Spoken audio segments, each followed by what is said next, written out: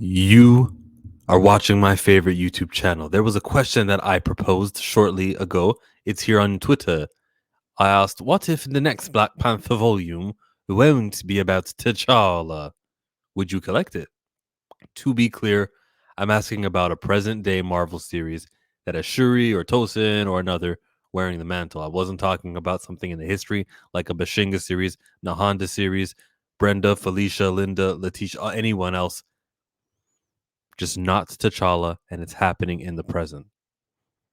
Most likely Shuri. So the poll options were yes to only reading issue number 1, see what happens, figure things out, and then there's no. Would you fund this? Before I give you my opinion, let's talk about what that opinion was. I hope I was not leading with any of this, but I was looking for an answer and I got it. They say yes, 17%, only 23 votes, which I don't know the math of how much 17 is out of 23.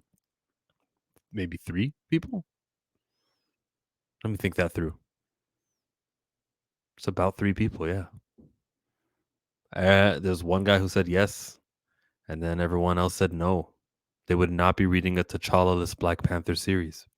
I am in that camp where I'm worried, and I would vote no. Maybe yes to issue 1 just so I could review it, but it's a no from me. Scrolling to see what others have said, in order, actually. I read Dre Mack. What he said was, I'll collect it. Actually, he was the first to vote, so it was 100% yes when I first looked at this poll. I'll collect it because I'm a comic collector, and then I'll see how it does in the marketplace after that, or how well the story is, i.e., Killmonger solo series. When he says I'll see the marketplace, there's 2 places. ComicCron.com used to be good at showing you monthly sales. Without boring you, Diamond stopped being the number 1 and only game in town. There was Penguin Random House. There were other ways where you could read sales data.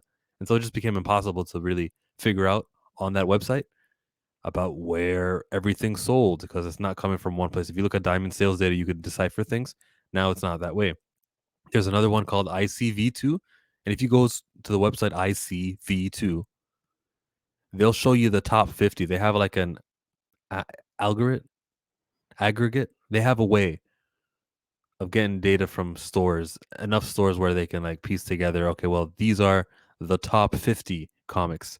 And it's not going to have a sales number be like, oh, 30,000 sold of Spider-Man, 50,000 sold of Avengers. Should be reversing those titles. But they won't say that. They'll just say like these were the most popular. Not the best. However, that's what Dre Mack is saying. He's going to check out some of that sales data, see what happens, see what it looks like. And to me, I don't want to fund regression. I don't want to pull away T'Challa and do what the movies are telling you and saying that this whole Black Panther thing wasn't about that superhero. It's about the mantle. And the people will eat up the mantle no matter who is Black Panther because they like Black Panther, not the character. They like the idea of which I do like the idea of Wakanda, king being in charge or queen being in charge, one monarchy, no, never colonized. That's all good stuff to me. But I don't have enough room in my brain capacity. I don't have enough. Let me see. You don't have enough Marvel resources giving to Wakanda where we could have 2 main characters coming out of there. I'd love for that. I think the franchise is big enough for that. The first movie made $1.3 billion. If they would have told me, you know what, since this thing is so huge, we're gonna have an T'Challa movie called Black Panther 2 and a Shuri movie also in the same year because we can do it. The first made 1.3 billion. There's an audience for it. This franchise is worth 2. Like Joker has his own movie and the Batman have their own movie, different universes technically, but DC did fund 2 Gotham related things. Wakanda's the new Gotham. It is such a cash cow. If they did that, cool. Now I know that one is stepping on the other. So a person who's Black Panther that's not T'Challa restricts T'Challa from I don't know screen time. I'm not going to fund that. That's a step backwards. If you see it differently, you see it incorrectly. I'm not even joking. Actually, I did mean that. Let's see here. The Melancholy God. He says, "I would pick it up for a few reasons." All right, let's hear it. Support Marvel's Black superheroes. That sounds cool. just the cost of supporting this superhero, which would be a Black Panther or T'Challa-less Black Panther series, is too great to fund. So while it's all right, I want to support the Marvel Black superheroes. I see the nobleness in this. I see what you're trying to revert. You're trying to combat the absolute abundancy of just white characters in the top tier. I actually did something. Look, I got this created for every time I point out the side of the screen. You see how white it is up top? You can debate if I put Spider-Man too high or if I put Scarlet Witch too low. You can debate that. But for the most part, roughly these are 30 characters and it's all white. If there's someone else black who I'm forgetting that I'm being rude and I'm just not, oh, Miles Morales deserves to be on the list. All right, cool. Does he deserve to be on that list up here? Or does he deserve to be on that list down there? Like, you get the point. Marvel's effing white. I don't need a book called Black Panther that will take away from T'Challa and have T'Challa go lower and lower and lower on this list.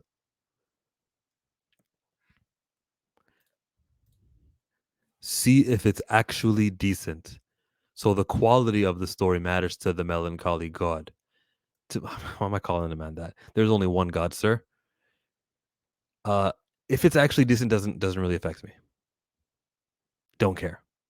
If what I'm losing is T'Challa, I won't take black representation, top tier elites, magnificent, the best that there ever is representation of a character who's got dark skin in the history of our fiction. In the history of fiction, I'm not gonna take that. Oh well, at least it was a good story. Yeah, that character can be sidelined. I think there's too much progress to happen. I think there's a big mission that this guy needs to be climbing the ranks to face these dudes, and anything to take away from that is regression. The last third point would be prepare myself for any possible MCUification. That one, it makes sense to me to prepare yourself for the MCUification. As you can imagine, you've seen a lot of my videos about the MCU and how they should recast the child, why they shouldn't, all that stuff. Except for the ones where I'm being very sarcastic and I'm saying we need to end T'Challa. And that's not those views do not represent me. I'm clearly offering the stupidest argument just to show how dumb it sounds to ask for the actor's death to affect the character's death, and then claim that you're doing it for the actor, even though everything he's ever said in his entirety of his life would contradict that. And then his family spoke up against it. Derek Bozeman, guy was like 10 years older than him, spent a lot of time raising him. That guy actually was against and thinks that Chadwick Boseman would have wanted a recast. That stuff. That is the video. Would you now go to actually open the poll is still open for 7 days. Go vote there and see how many of you guys do support this. I think there's a hole in black characters in the lead. There's a hole in black representation at Marvel Comics. I'll do a video on their Marvel voices, and you're gonna love it.